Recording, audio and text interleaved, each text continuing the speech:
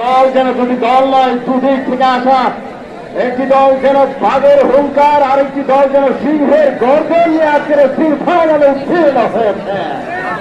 দুটো দলের সামনেই স্বপ্নের সেই ফাইনাল হাততালি দিয়ে ডাকছে।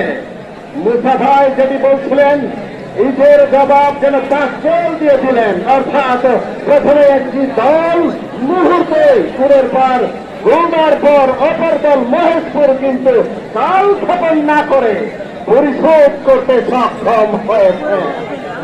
এই মুহূর্তে দুটি দল এক এক সমতায় রয়েছে। এ যেন পাহাড়ে পাহাড়ে টক্কর, শিয়ালে শিয়ালের লড়াই, বাঘের মহিষের লড়াই চলছে।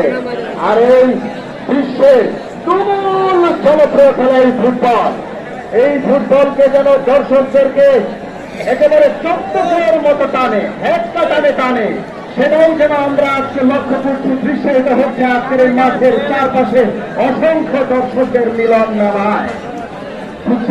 আমরা বলে থাকি নারী একটা